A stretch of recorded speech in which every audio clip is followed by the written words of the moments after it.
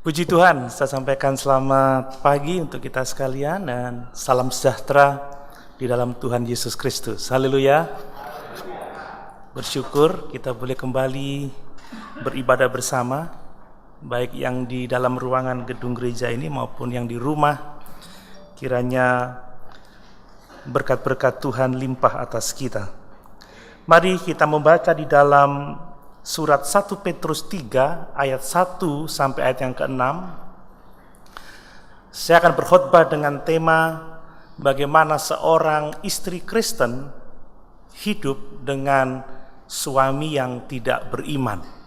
Bagaimana seorang istri Kristen harus hidup dengan suami yang tidak seiman. Mari di dalam 1 Petrus pasal 3 ayat 1 sampai ayat yang ke-6. Demikian firman Tuhan. Demikian juga kamu, hai istri-istri, tunduklah kepada suamimu, supaya jika ada di antara mereka yang tidak taat kepada firman, mereka juga tanpa perkataan dimenangkan oleh kelakuan istrinya.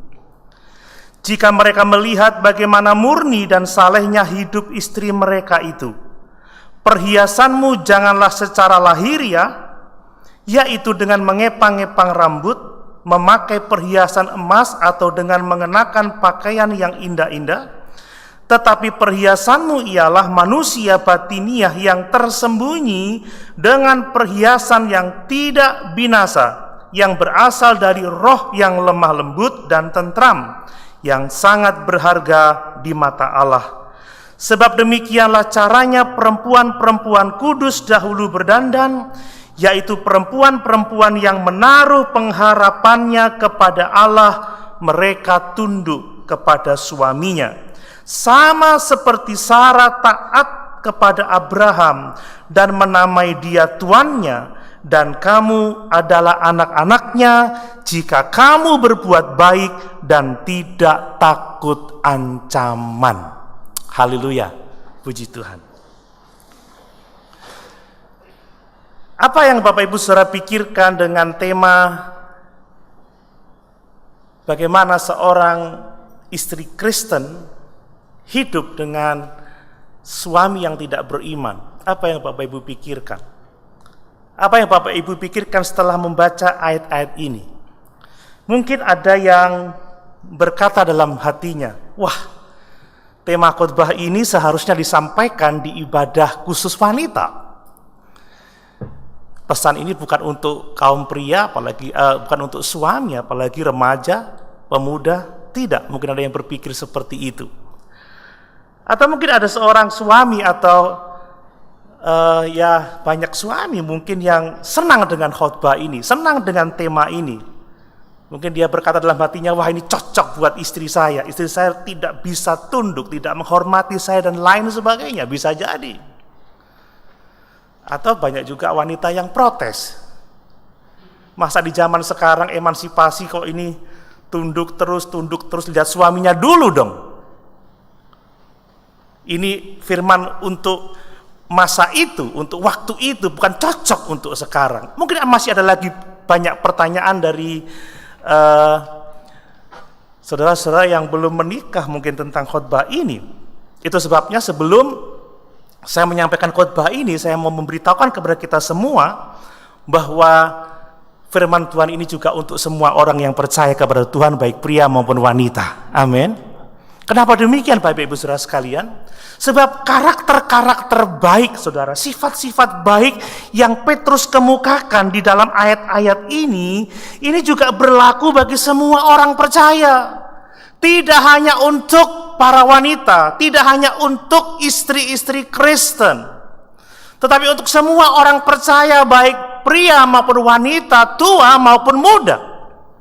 Berarti kan Petrus bicara soal ketundukan. Petrus berbicara soal kehidupan yang kudus, murninya hidup, kesalehan, hidup dalam kehormatan, roh lemah lembut. Ini adalah karakter, sifat-sifat ilahi yang harus dimiliki dan dikembangkan oleh setiap orang percaya. Amin. Bukan hanya untuk para wanita ini. Bukan hanya untuk para istri, tetapi untuk semua orang percaya. Saudara, sebagai anak-anak Tuhan, kita harus mengembangkan roh ketundukan. Amin. Siapapun kita harus tunduk kepada otoritas di atas kita. Tunduk kepada Tuhan, tunduk kepada pemerintah, istri tunduk kepada suami, anak-anak tunduk hormat kepada orang tuanya, dan kita jemaat tunduk kepada gembala yang menggembalakan kita, pegawai tunduk kepada majikannya. Semua kita harus memiliki karakteristik ini. Semua kita harus memiliki kemurnian dalam hidup ini. Seperti Alkitab berkata, kuduslah kamu sebab Tuhan Allahmu adalah kudus. Jadilah suci sebab Yesus adalah suci. Kita harus punya kehidupan yang penuh dengan kehormatan, menghormati siapapun juga, apalagi otoritas di atas kita.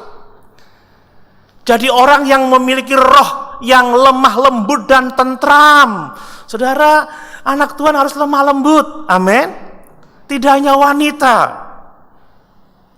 Pria yang gagah perkasa sekalipun, yang hebat dia, tetap harus punya roh yang lemah lembut, tentram dia, tenang dia. Itu kehendak Tuhan atas kita semua.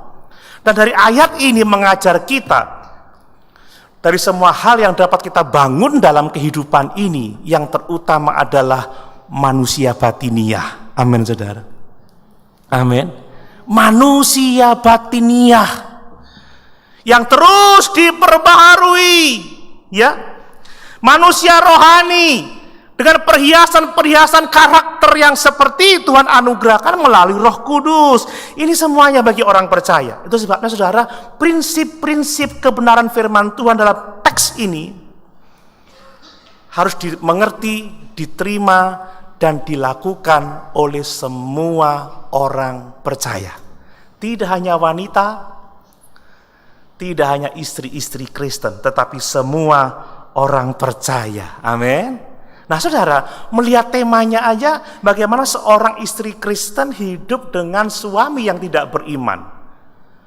Kita tidak boleh salah pikir, jangan dianggap ini sebagai legitimasi bahwa kita menikah dengan orang yang tidak seiman. Konteksnya beda, saudara. Istri-istri Kristen dalam teks ini adalah mereka yang menjadi Kristen setelah menikah. Itu yang harus diperhatikan dalam teks ini. Ini untuk wanita-wanita Kristen yang menjadi Kristen setelah menikah dan suaminya belum percaya kepada Yesus.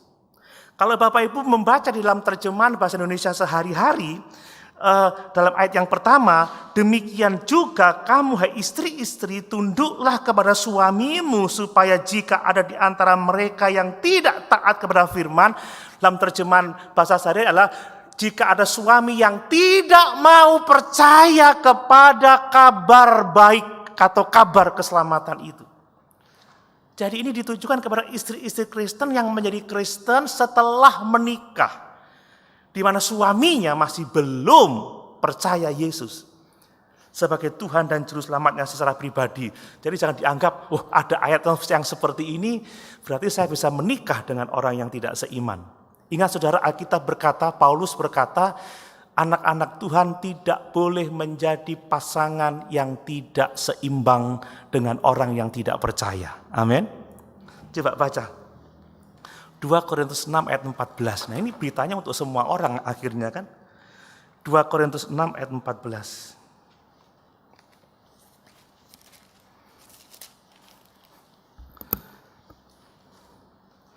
Janganlah kamu merupakan pasangan yang tidak seimbang dengan orang-orang yang tak percaya, sebab persamaan apakah terdapat di antara kebenaran dan kedurhakaan, atau bagaimanakah terang dapat bersatu dengan gelap? Amin, Bapak Ibu Saudara.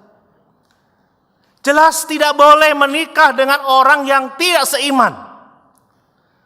Hai pemudi-pemudi Kristen, sekalipun ada seorang pria yang setampan Arjuna datang meminangmu dan dia bukan seorang beriman, engkau tidak boleh menerimanya. Amin. Amin. Hai orang tua Kristen, Mungkin anakmu merengek-rengek sampai mencucurkan air mata darah dengan ancaman yang begitu hebat. Jangan sekali-kali membiarkan mereka menikah dengan seorang yang tidak seiman.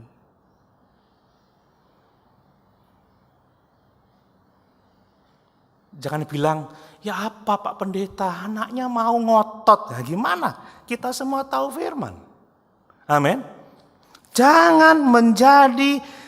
Janganlah kamu merupakan pasangan yang tidak seimbang dengan orang-orang yang tak percaya. Saudara, orang yang memaksakan kehendaknya menentang firman ini, dia bukan orang yang sungguh-sungguh percaya. Dan dia akan mengalami kehidupan yang susah di akhirnya nanti. Coba lihat dalam Keluaran pasal 34 ayat 12 sampai 16. Keluaran.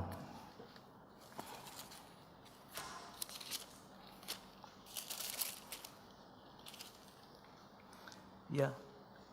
Berawas-awaslah, jangan kau adakan perjanjian dengan penduduk negeri yang kau datangi itu, supaya jangan mereka menjadi jerat bagimu di tengah-tengahmu.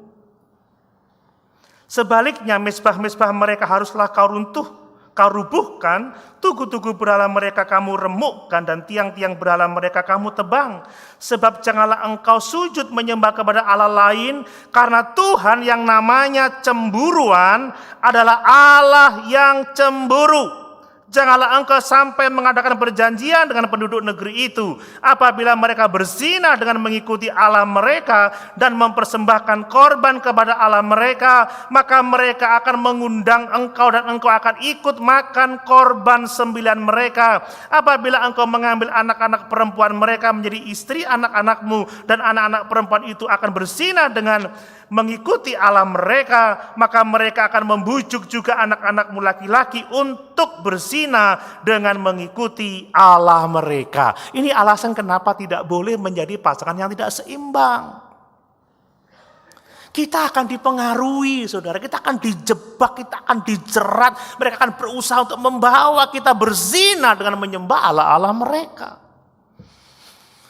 Makanya jangan main-main dengan kebenaran ini. Amin, saudara. Ingat, pergaulan yang buruk merusakkan kebiasaan yang baik. Hidup kita ini ditentukan juga oleh dengan siapa kita bergaul. Kalau kita bergaul dengan Kristus, kita akan semakin serupa dengan Kristus. Kalau kita bergaul dengan orang-orang beriman, iman kita juga ikut bertumbuh. Tapi kalau dengan orang yang tidak beriman, jangan-jangan mereka membawa kita. Ingat Salomo, saudara. Justru dia meninggalkan Tuhan, lari jauh dari Tuhan setelah dia menikah dengan banyak wanita yang tidak beriman. Jangan berpikir gimana ya punya istri 300 dan 700 gundik. Jangan mikir itu, saudara. Yang dipikir dampaknya itu loh ya. Kalau saudara jeli membaca Alkitab, tidak ditulis pertobatan Salomo. Tapi bersyukur dengan membaca Amsal dan Pengkhotbah kita tahu dia bertobat. Amin, saudara. Ini bahayanya. Ini bahayanya. Ya, banyak ayat tentang itu. Esra juga menulis tentang itu. Dan perhatikan, saudara, Paulus juga pernah berbicara jika terjadi kasus seperti di zaman Petrus ini, ketika seorang wanita Kristen seorang wanita atau seorang istri ini percaya setelah dia menikah, dan suami yang tidak mau percaya tetap mau hidup bersama-sama dengan dia, maka wanita Kristen ini, istri Kristen ini tidak boleh mempunyai inisiatif untuk bercerai.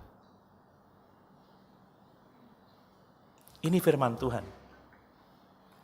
Biarlah dia hidup dengan suami yang tidak seiman itu, kalau suaminya mau hidup bersama-sama. Apapun situasinya, apapun kondisinya. Tidak boleh. Inisiatif perceraian datang dari anak Tuhan itu tidak boleh. Ya, 1 Korintus 7 ayat 12 sampai 13. Supaya kita jelas tentang ini. 1 Korintus 7 ayat 12 sampai 13. Kepada orang-orang lain, aku bukan Tuhan, katakan kalau ada seorang saudara beristrikan seorang yang tidak beriman, dan perempuan itu mau hidup bersama dengan dia, janganlah saudara itu menceraikan dia. Jadi yang beriman tidak boleh mengupayakan perceraian. Dan kalau ada seorang istri bersuamikan seorang yang tidak beriman dan laki-laki itu mau hidup bersama-sama dengan dia, janganlah ia menceraikan laki-laki itu. Jadi saya pikir bukan seorang Kristen yang benar kalau dia mengusahakan perceraian.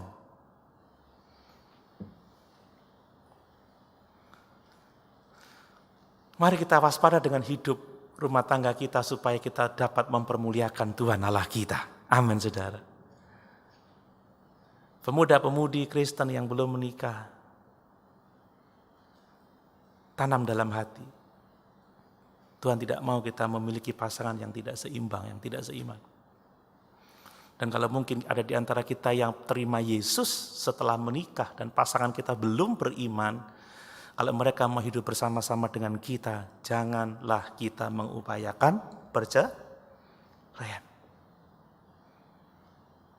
Dan orang yang dalam kondisi seperti itu, memiliki pasangan yang tidak seiman, terutama istri-istri Kristen dengan pasangan yang tidak seiman, maka Petrus mengajarkan supaya mereka mempraktekkan kehidupan yang baik bersama dengan suaminya yang tidak seiman itu, supaya dengan perilakunya yang baik, dengan sikap hidupnya yang baik, dia dapat membawa suaminya kepada Tuhan. Amin, saudara. Inilah yang dikatakan oleh Petrus. Jadi kalau ada seorang wanita Kristen bersuamikan seorang pria yang tidak seiman, dia harus hidup dengan baik, dengan saleh, bersama dengan suaminya yang tidak percaya itu, supaya suaminya dapat dibawa kepada Tuhan untuk diselamatkan. Amin. Nah, saudara, supaya lebih jelasnya begini. Kenapa harus seperti itu, saudara? Karena tema dari Petrus 1 Petrus pasal 2 itu adalah tentang bagaimana kita anak-anak Tuhan menjadi saksi, saudara. Ya. Dan seorang istri Kristen harus bisa menjadi saksi bagi suaminya yang belum percaya. Amin, saudara. Ini sesuatu yang tema yang penting. Jadi apapun yang kita lakukan tujuannya adalah supaya kita menjadi saksi bagi Tuhan. Pada masa itu, saudara, ya, seorang wanita yang bertobat menerima Yesus itu adalah masalah yang menghebohkan. Pasti itu masalah yang sangat-sangat ramai diperbincangkan. Mungkin kalau zaman sekarang bisa viral itu. Ya, ramai. Dan seorang wanita yang tidak menerima iman suaminya pada waktu itu, yang memilih percaya Yesus, akan dianggap tidak taat. Mereka bisa dianiaya, mereka bisa dikucilkan. Ini masalah yang sulit, masalah yang berat. Itu sebabnya kenapa demi kesaksian anak-anak Tuhan, demi kemuliaan Kristus, maka Petrus memerintahkan supaya wanita-wanita seperti itu hidup saleh. Amin. Berperilaku baik. Dengan maksud untuk menjadi saksi bagi Tuhan Yesus Kristus. Dengan harapan supaya suaminya dapat dibawa kepada Kristus. Perilaku yang baik, kehidupan yang baik. Dengan demikian kita bisa tahu bahwa, saudara, perilaku yang baik, kehidupan yang baik adalah saksi yang kuat untuk kemuliaan Tuhan. Perilaku yang baik bahkan dapat dikatakan lebih kuat dari kata-kata kita. Tidak berarti bahwa perkataan kita tidak penting, saudara, karena perkataan itu dalam konteks yang tepat kita butuhkan untuk menjelaskan iman yang benar. Seperti saat sekarang ini saya menggunakan kata-kata yang tepat untuk mengajarkan firman, untuk menyampaikan kebenaran. Tetapi seorang suami dalam konteks ini, saudara, lebih mudah dimenangkan dengan tingkah laku istrinya daripada dengan perkataannya atau khotbahnya atau omelannya. atau kecerewetannya.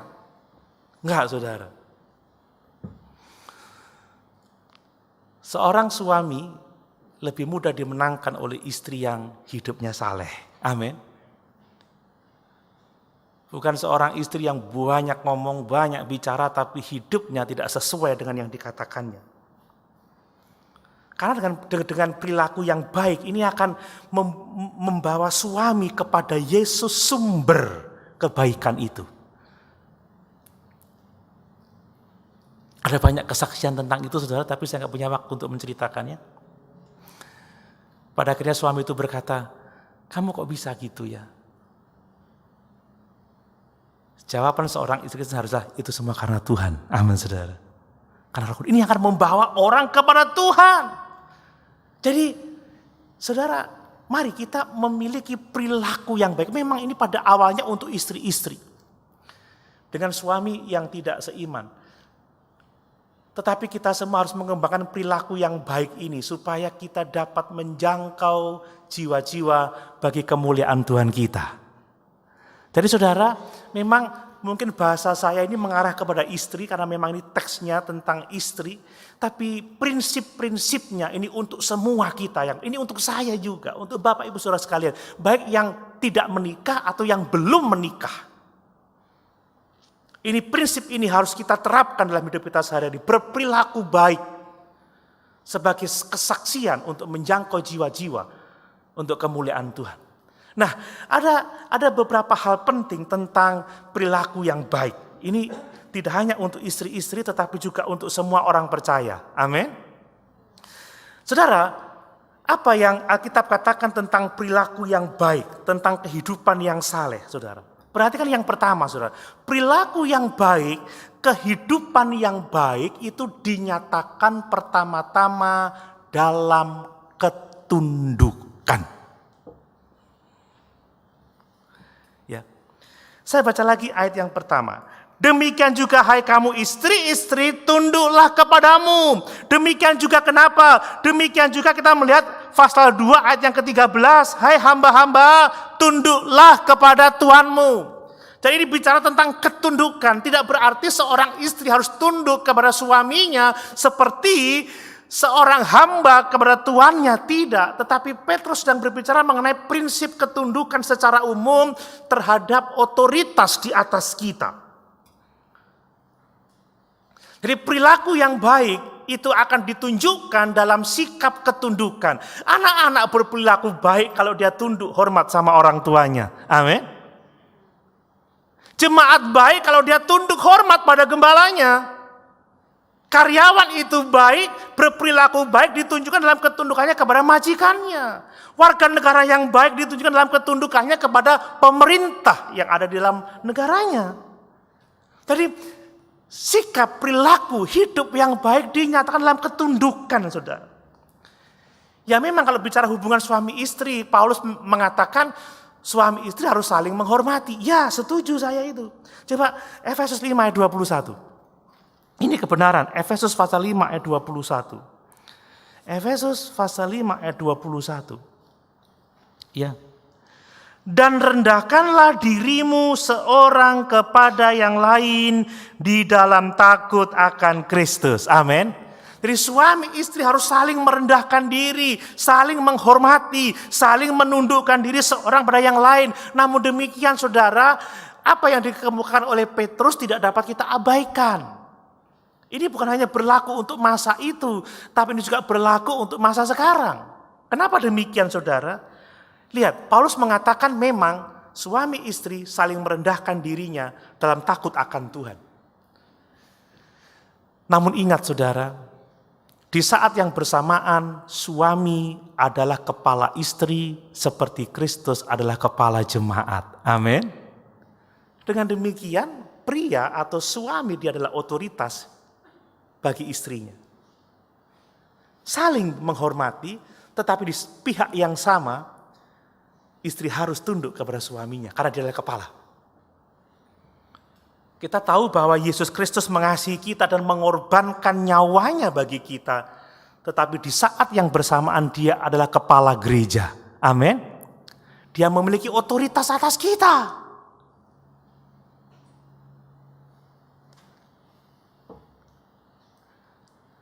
Jadi sikap yang baik, kehidupan yang baik selalu ditunjukkan dengan ketundukan, siapapun kita.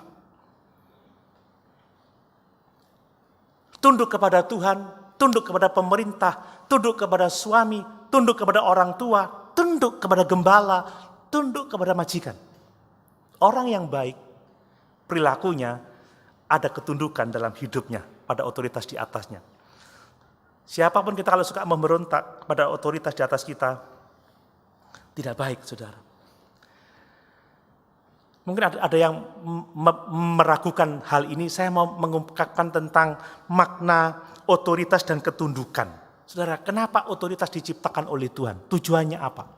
Saudara, Tuhan itu menciptakan otoritas dengan tujuan supaya otoritas itu memberkati, mengayomi, melindungi orang yang berada di bawah otoritasnya. Orang tua itu untuk memberkati anak-anak, melindungi anak-anak, ya, melayani anak-anak, menolong anak-anak. Otoritas itu ada untuk memberkati pribadi-pribadi di bawah otoritas itu. Otoritas ada bukan untuk keuntungan dari pemegang otoritas, tidak. Tapi otoritas ada untuk menjadi berkat bagi orang-orang di bawahnya. Suami menjadi berkat bagi istrinya. Tuhan menjadi berkat bagi kita. Amin. Pemerintah mengusahakan perdamaian, mengusahakan keamanan, ketentraman. Bos Yosef di mana? Di belakang. Bos itu ada untuk kesejahteraan karyawannya juga. Memang di dunia yang berdosa ini, saudara, ada banyak otoritas yang menyalahgunakan wewenangnya. Tapi ingat, wajah Tuhan menentang orang-orang yang seperti itu. Amin. Kita nggak boleh main-main. Nah, sementara itu, saudara, bahwa adanya penyalahgunaan otoritas tidak berarti sebagai orang percaya serta-merta kita menolak otoritas. Serta-merta kita melawan, memberontak. Itu bukan ajaran Tuhan, saudara. Nah, dalam kaitan hubungan suami istri, saudara ya, Tuhan tidak pernah mengajarkan kepada suami supaya istrinya itu tunduk kepadanya. Ajaran ketundukan ini diberikan Tuhan hanya kepada wanita, hanya kepada istri. Kenapa demikian, saudara?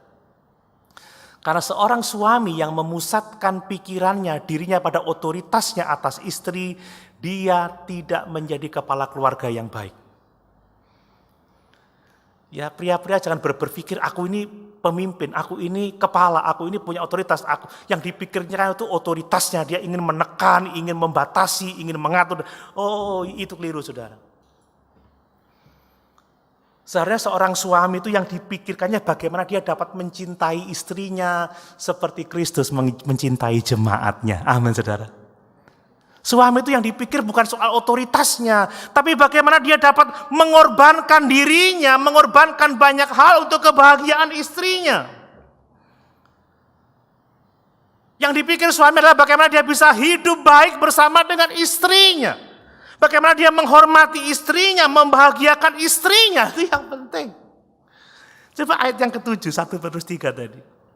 Jadi suami yang pikirannya otoritas terus itu keliru, saudara.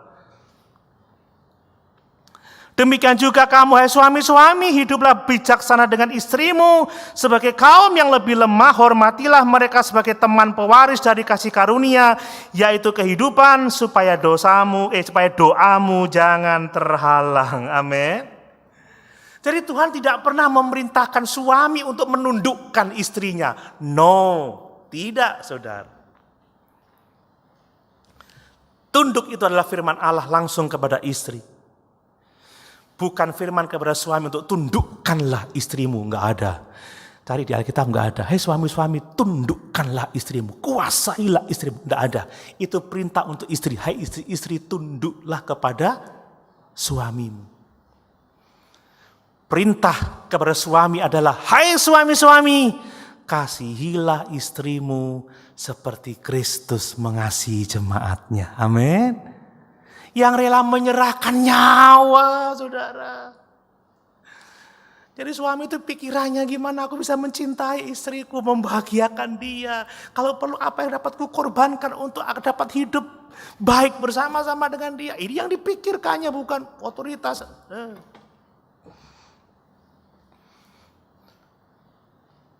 Saudara, tunduk seperti kita pelajari minggu yang lalu atau 2 minggu yang lalu.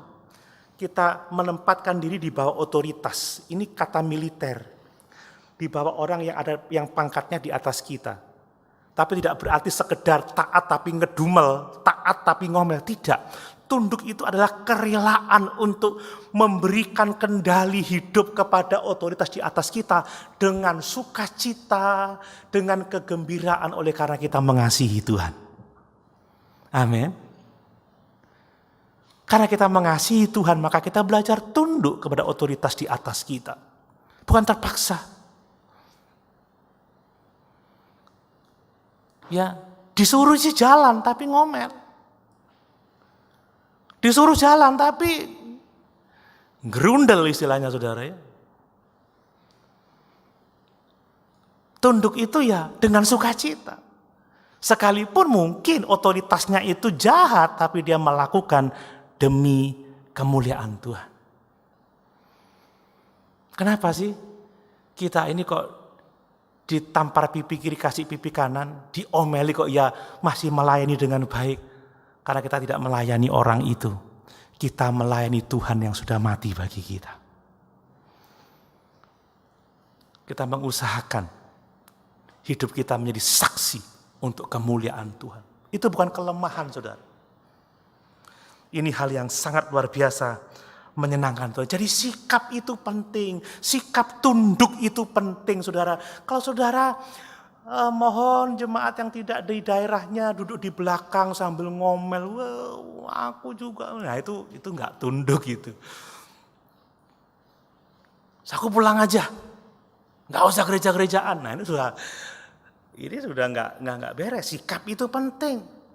Kadang saudara kita bisa berbeda pendapat dengan otoritas di atas kita, tapi pada akhirnya kita tetap tunduk dan melakukan apa kehendak otoritas karena dia yang bertanggung jawab atas hidup kita. Ini yang benar. Amin, saudara. Bapak Ibu bisa tidak setuju dengan saya. Bisa.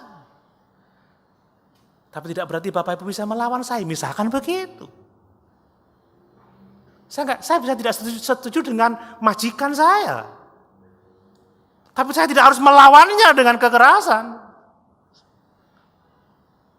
Saya bisa melayaninya karena dia otoritas di atas saya. Saya bisa mengatasi problem dalam diri saya secara kebenaran firman Allah. Ini yang Tuhan inginkan. Kita nggak memaksakan kehendak kita pada otoritas yang ada di atas kita. Kita bisa mendekati dengan kata-kata yang baik. Seperti minggu yang lalu kita bisa membela diri, kita bisa menyatakan pikiran tetapi dengan rasa hormat, dengan cara yang baik, dengan harapan orang itu dapat dibawa kepada Tuhan. Amin. Ini kehidupan yang luar biasa, indah, yang harus ditunjukkan oleh setiap orang yang percaya kepadanya. Perhatikan saudara, sampai-sampai Petrus berkata seperti ini. Ayat yang ke-6, sama seperti Sarah taat kepada Abraham dan menamai dia tuannya, dan kamu adalah anak-anaknya jika kamu berbuat baik dan tidak takut akan ancaman. Petrus tidak mengatakan bahwa istri-istri panggil suamimu tuan, bos. Istri saya suka goda saya, saudara. Kalau pagi-pagi saya masih duduk di pinggir tempat tidur itu, dia sambil ngepel, permisi ndoro, gitu saudara. Permisi ndoro. Kadang enggak ke saya juga, Nathan, mama ini senengane ada Tantan, permisi ndoro, sambil ngepel gitu. Kayak gini.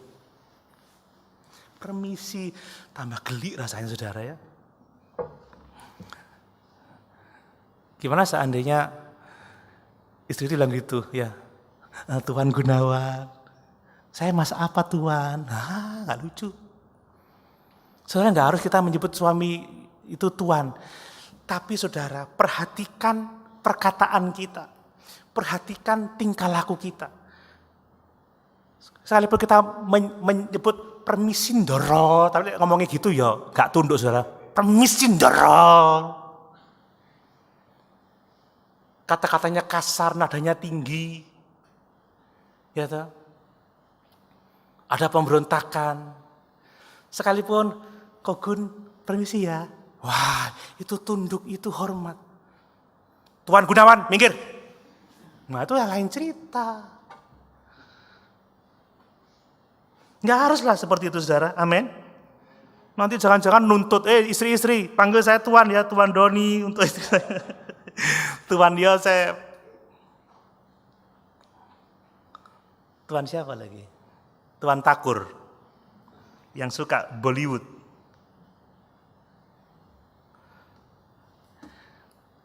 Ya, perhatikan kata-kata kita.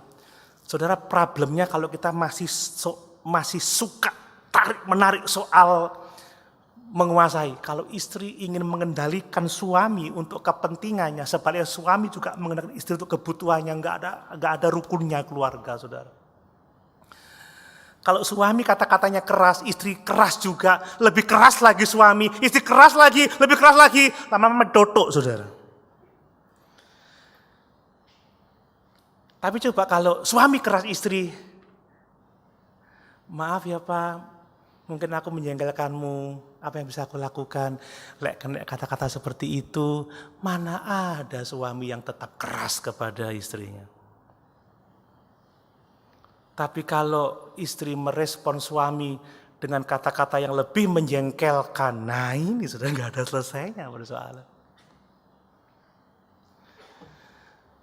Semua kita juga gitu, antar teman juga, dalam teman bisnis. Kalau orang berkata-kata tinggi sama kita, adalah kita merendah. Amin saudara. Aduh maaf kalau saya membuat kamu gak enak hati ya. Apa yang harus saya lakukan supaya kamu bisa nyaman. Asal kita tidak disuruh untuk melanggar firman, tidak apa-apa saudara. Amin. Jangan menunggu suamimu menjadi seperti dewa baru engkau akan tunduk. Nggak ada seperti itu. Setiap kita berkewajiban melakukan tugas kita. Sementara orang akan mengurus pihak yang lain. Amin saudara. Jangan urus orang lain dulu. Urus kita. Urus diri kita. Lakukan yang terbaik. Seperti kehendak Tuhan. Tuhan akan mengurus pasangan kita. Tuhan akan mengurus rekan kerja kita. Tuhan akan mengurus orang-orang yang berurusan dengan kita. Itu yang pertama saudara. Yang kedua saudara, kehidupan yang baik itu selalu ditunjukkan dengan kemurnian saudara. Kemurnian.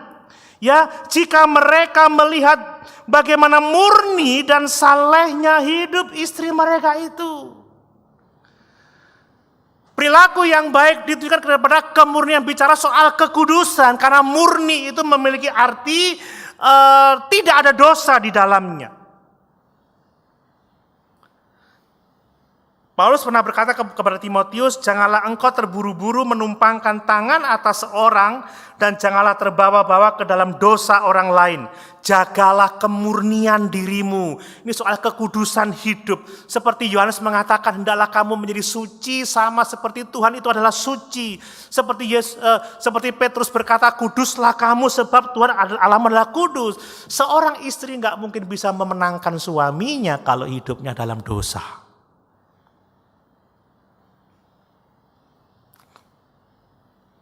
Istri gak bisa bawa suaminya kepada Tuhan kalau dia hidup dalam kekotoran, dalam kenajisan. Itu sesuatu yang tidak mungkin. Kita pun tidak mungkin membawa orang kepada Tuhan kalau kita masih hidup dalam dosa. Halah kamu sendiri juga masih begitu kok mau ngajak-ngajak saya. Halah kamu sendiri masih kasar. Halah kamu sendiri masih suka main mata dengan pria lain. Main mata karena kelilipan saudara. Ya. Haleluya. Suci, kudus. Kemudian saudara, perilaku yang baik itu melibatkan sikap menghormati otoritas. Respect, saudara ya. Efesus 5 ayat 33. Efesus 5 ayat 33. Efesus pasal 5 ayat 33. Bagaimanapun juga bagi kamu masing-masing berlaku, kasihilah istrimu seperti dirimu sendiri, dan istri hendaklah menghormati suaminya.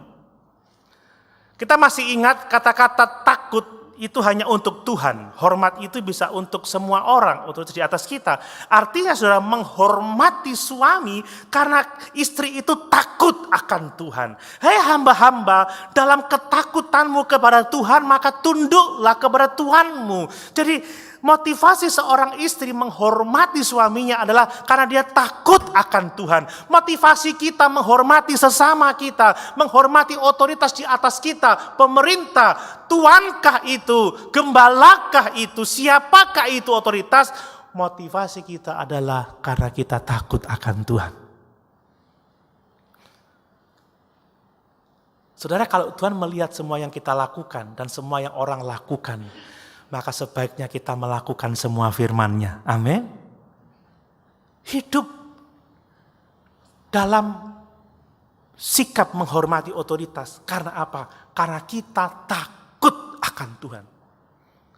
Ya, kalau ngomong gak duwe wedi, kita ini gak punya rasa takut sama orang, saudara. Kalau orang bilang apa? Podo-podo makan segone. Tapi karena kita takut akan Tuhan, orang yang terlemah sekalipun di hadapan kita, kita harus menghormatinya. Amin. Amin. Itu kehendak Tuhan. Jangan karena dia orang lemah, kita langsung mempermainkannya. Kita nggak takut akan Tuhan. Lihat, Tuhan menentang orang yang cokak, saudara. Ya, sikap yang baik. Sikap menghormati. Kenapa kita menghormati? Karena kita takut akan Tuhan. Kita nggak takut sama siapapun juga, sama orang nggak takut, saudara. Tapi kita takut akan Tuhan, dan Tuhan memerintahkan supaya kita menghormati otoritas, supaya kita menghormati semua orang. Ini kehendak Tuhan.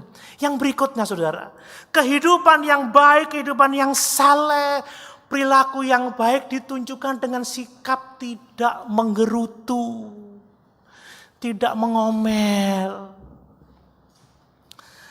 Lagi saudara, ayat yang ke-1 dari 1 Petrus pasal yang ke-3.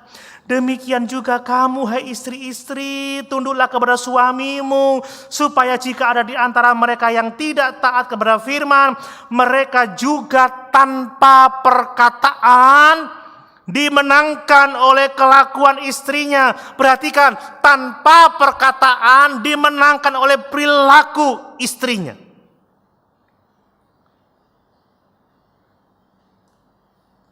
Bukan berarti suami istri itu tidak boleh ngomong, kita nggak boleh ngomong, bukan. Tidak berarti istri itu harus bisu membisu. Wah, bukan. Tapi realitanya adalah bahwa suami-suami akan lebih sukar dimenangkan kalau istrinya suka mengkhotbahi suaminya, suka ngomel, suka menggerutu. Bahasa kuno seperti radio rusak, sekarang nggak ada radio, saudara. Seperti YouTube rusak mungkin.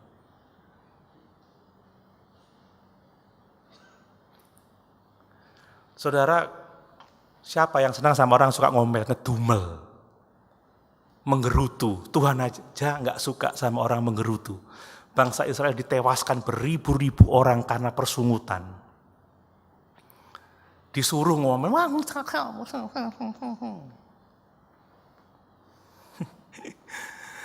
saudara, apa kata Salomo, saudara? Coba lihat. Ini coba Amsal 21 ayat yang ke-9. Amsal 21 ayat 9.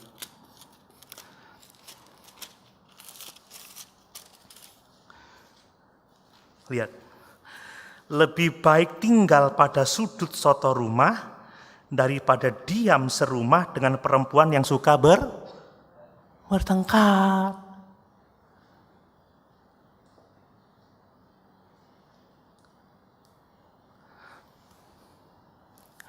Kalau lovebird itu cerewet, harganya mahal, saudara. Kalau manusia cerewet, suka ngedumel, nah itu yang dijauhi, saudara. Lebih baik tinggal pada sudut soto rumah daripada diam serumah dengan perempuan yang suka bertengkar. Tidak hanya perempuan, saudara. Kalau saya cerewet, saya ngomong terus, saya ngerutut terus, ditinggal saya, saudara.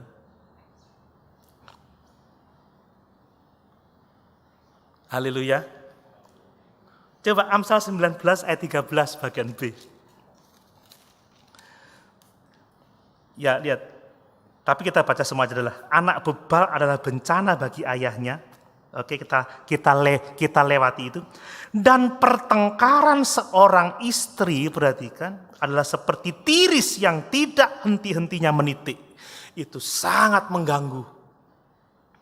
Itu sangat merusak, itu sangat menghancurkan. Jadi kalau mau memenangkan suami, mau memenangkan orang lain, saudara, jangan banyak ngedumel.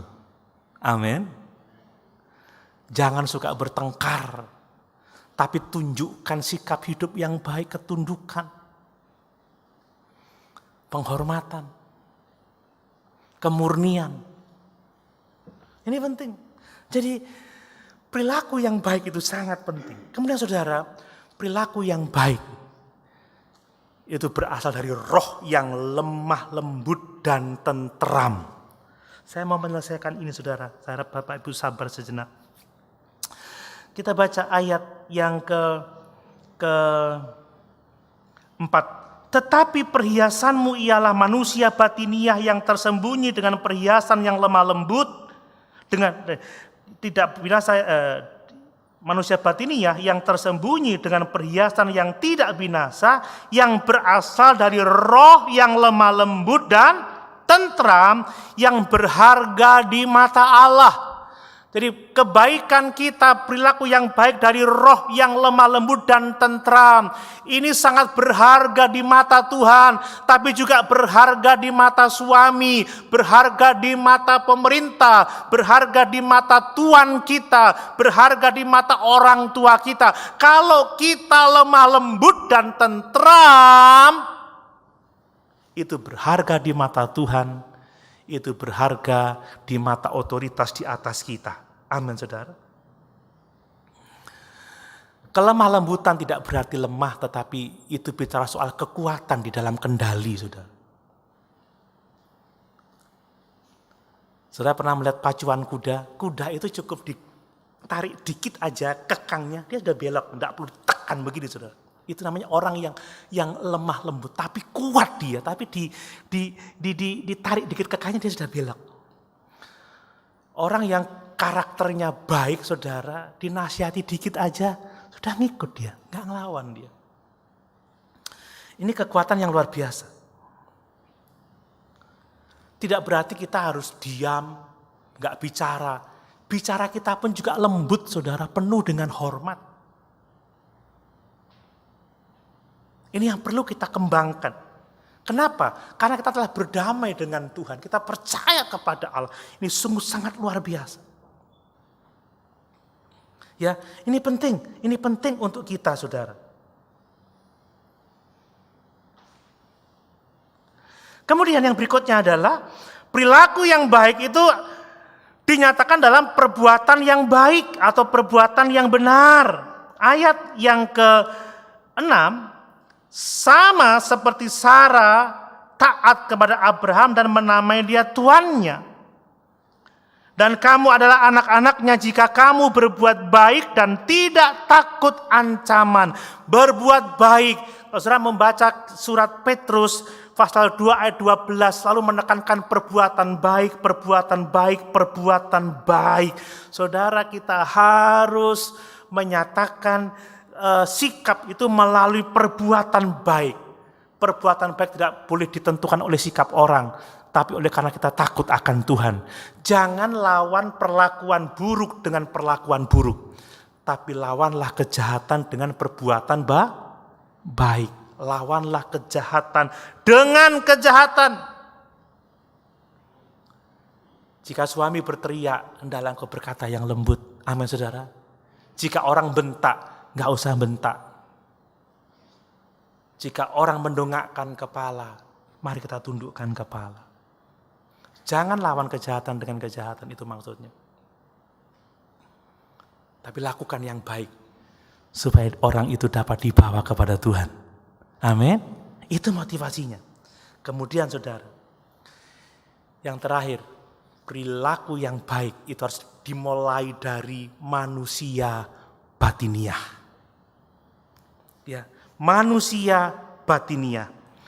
Perhiasanmu janganlah secara lahiriah, yaitu dengan mengepang-epang rambut, memakai perhiasan emas atau dengan mengenakan pakaian yang indah-indah. Tetapi perhiasanmu ialah manusia batiniah yang tersembunyi dengan perhiasan yang tidak binasa, yang berasal dari roh yang lemah lembut dan tentram, yang sangat berharga di mata Tuhan. Amin. Saudara, penampilan luar itu penting, tetapi lebih penting penampilan rohani kita. Saya yakin Petrus tidak melarang wanita-wanita untuk mengepang rambut. Silahkan saudara. Ya kalau memang itu pantas dengan wajah saudara dikepang 1.000 pun boleh. Saya lihat mahasiswa-mahasiswa Papua itu kalau ngepang rambut itu kecil-kecil gitu sampai kepangan semuanya. Tidak apa-apa, itu cantik, saya senang melihatnya. Ya memakai make up silahkan, itu boleh tidak dilarang. Pakai gaun yang bagus silahkan, kalau ada berkat beli make up. Istri saya suka make up hari-hari ini saudara. Gara-gara live streaming ini mulai bentuk alisnya lah. Sedikit memerahkan pipinya, puji Tuhan semakin seger hari-hari ini. Tapi saya mau katakan, lebih penting manusia batiniah. Tidak dilarang saudara. Ya, saya suka kalau lihat choir-choir itu dengan dandanan yang cantik-cantik, itu senang seger mata ini saudara ya. Ngelihatnya itu loh. Tapi seger dalam pengertian yang positif loh saudara ya, jangan dipikir yang macam-macam. Nah coba kalau ke gereja klombrot kabeh saudara ya.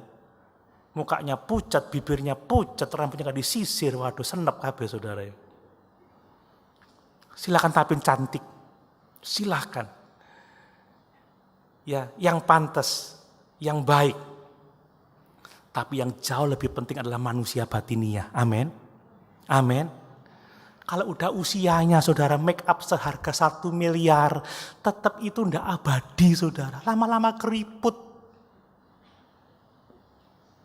Ya Pak ya saudara. Dulu kenceng pipinya, lama-lama kendar. Tapi kecantikan batin itu akan bertahan untuk selama-lamanya. Ketampanan batin itu yang akan bertahan selama-lamanya. Dan itu akan menolong penampilan luar kita, saudara. Ya kalau dandanannya cantik, gaunnya cantik, tapi gini.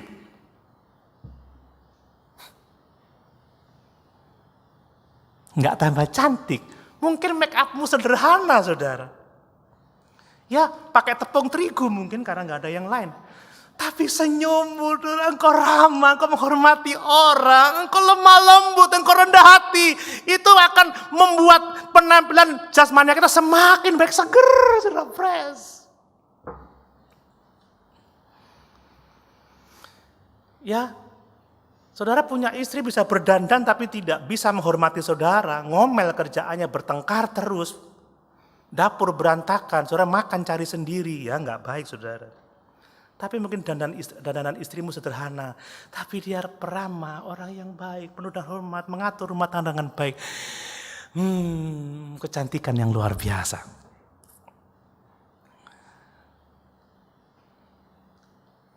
Saya mendukung istri saya berdandan. Karena saya juga berdandan saudara ya. Saya pernah ingat Usmono dulu, saya masih ingat Usmono itu. Kalau saya naik mimbar nggak pakai minyak rambut, dia komplain sama saya. Om Doni, pakai minyak rambut. Rambutnya kering. Oh iya Mas Us, makasih. Pak Pendeta, pakai lengan panjang. Dan pakai lengan pendek. Kenapa? Tanganmu ireng. Pak Pendeta, pakai masker. Kenapa? Senyummu elek. Ya enggak, maksudnya tidak seperti itu. Tapi saya juga tampil saudara. Ya, cuman saya jarang pakai minyak wangi karena saudara pakai masker. Pakai minyak wangi pun kena masker enggak akan kecium.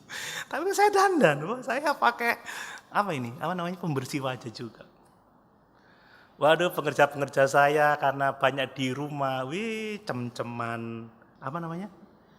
Lidah buaya, saudara. Pakai timun di mata, bengkoang, macam-macam. Silakan, that's good. Tapi yang lebih penting adalah manusia batinia. Amin, saudara. Mari, mungkin engkau hidup dengan orang-orang yang keras, orang-orang yang sulit, orang yang tidak percaya. Jadilah saksi untuk kemuliaan Tuhan. Amin.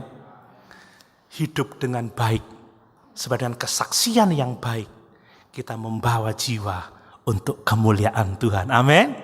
Sama-sama kita berdiri. Haleluya.